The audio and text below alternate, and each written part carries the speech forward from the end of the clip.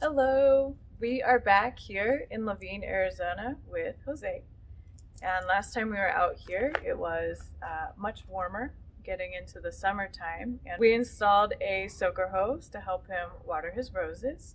So, Jose, how did that work out for you?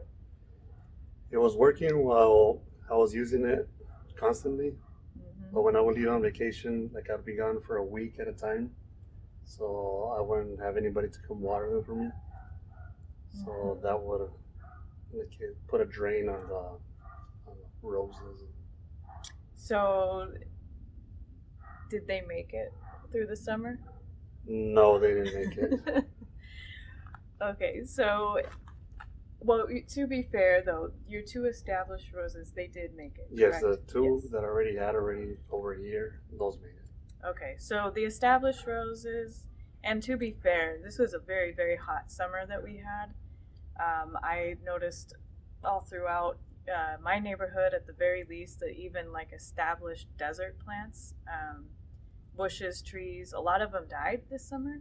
So this was a really hard summer, and especially for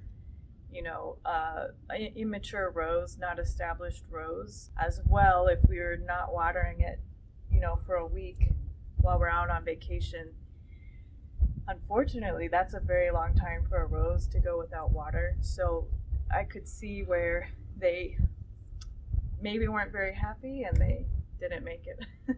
So this time we were discussing some options for that, and you were thinking about putting on one of those timers, Yeah, they correct? sell timers that you just put on the water hose on the water bib, and you just turn it on at a certain time and then turn it off at a certain time every other day or whatever. Yeah, yeah. So Jose will be getting one of those timers. That way, it's going to come on and off without him having to be here, which will help a lot, especially in the summer. And we'll just hook that up into the soaker hose, and it'll turn on and off for us. So that should be a big help.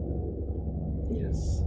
Another thing that I do notice and I do know about Laveen is that we have very heavy clayey soil here. So when you have very clayey soil, the clay likes to hold water, so it's not very well drained. And that's okay. We can have roses here. In fact, there's a lot of really old, nice, established roses in this neighborhood and area. Um, but we will probably want to do some things different maybe than what you did last time when you planted. For instance, we'll probably want to make the hole a lot bigger than you think you need. That way we can amend the soil, and that way this amended soil will drain better and it'll drain away from the roots. Um, because that instead of backfilling around the roots with clay, which will hold water and it'll keep the roots too wet for too long, we can put a better, more organic, well draining soil around the roots, and it can at least drain away from the roots, and that should give it a more comfortable living condition. So we're gonna take a look at one of the roses that didn't make it, and we'll see how was it planted before, and maybe what we can do different to plant this time. Okay. We stopped by Barrage. We got some bare root roses to plant, so we'll go through and show how we should plant these roses in clayey soil so that it has a better home. We will also show you how to identify whether or not you have clayey soil. So let's do that. Sounds good. So while we are going to dig our hole, we have our bare root roses out in a bucket, soaking in a bucket, and we also have our planting mulch ready to go. Over here is one of the roses that didn't make it through this summer. And so, Jose, do you want to go ahead and we'll pull this out? Okay, so this is as big as the hole was probably when we planted the other guy. And so you can see we got this. This is a really nice rose that we got from Barrage, and these are going to be more mature, so you can see how big the roots are, and you can see that these roots like don't fit in this hole. So this is too small of a hole. And then we'll want to keep in mind that we have clayey soil, and so we probably need like double the size at least. That way we can amend the soil around it. All right, so one way to see if you have clayey soil is if we get a hose here, Jose, and we'll put the hose into this hole, and we can see how long is this going to take to drain. So if it takes a long time to drain, then we do have clayey soil.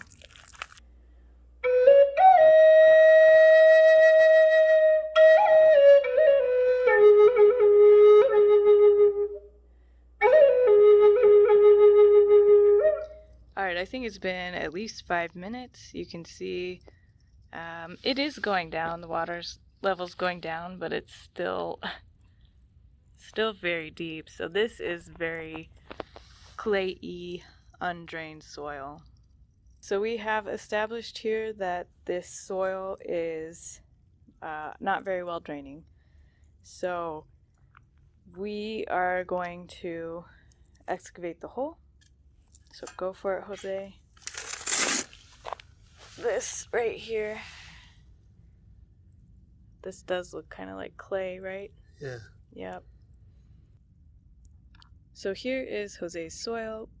We kind of wet it a little bit just to get it moist. And if you want to check your soil out, you'll want it to be moist, not sloppy wet, not dry, but you do want it to be moist, and then you can get an idea of how your soil is. So here we can see it stained my hands. It's very clayey, silty clayey. This is a very fine material. It's holding its form quite well when we shape it. So this to me actually feels like a clayey silt. But definitely we have that clay in there that likes to hold on to the moisture and not drain so well. It is very sticky. You can see that. So that is clayey.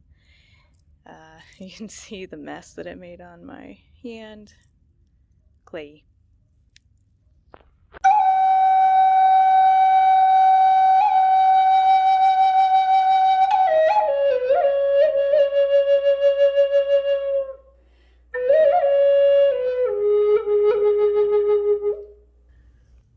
So I think this looks big enough. This is much bigger than that hole that we had earlier, right? Yeah.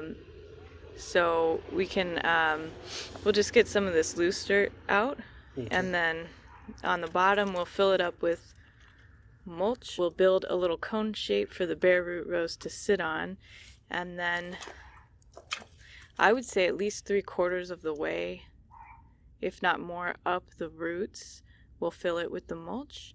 That way we're not putting, so when you planted, you didn't use any, you just backfilled the hole with the same soil that you took Yes. out, right? Okay, so that's a big, if we've got clay or not well-drained soil, we do want to use some sort of amendment to the soil, so we're not just putting the same clay, ill-draining clay back onto the rows.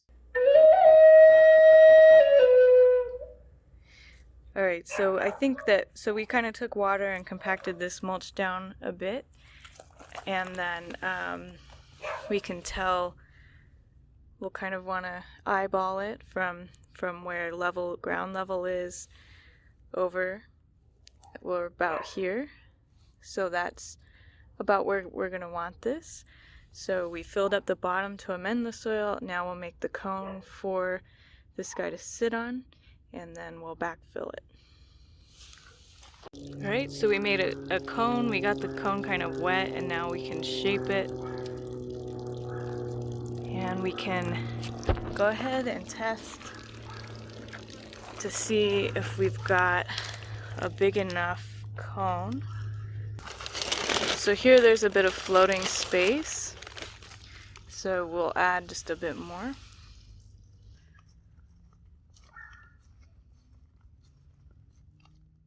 That looks pretty good, right? Yeah.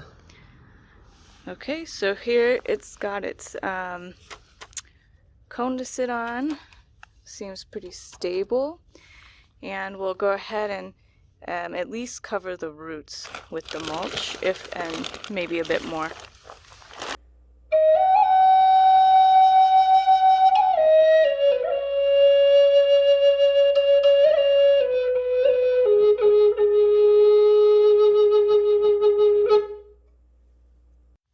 We're probably gonna want it to about here, and then with the native, and then we're even gonna put some mulch on top of that, but I would put it, I'd get it to about here.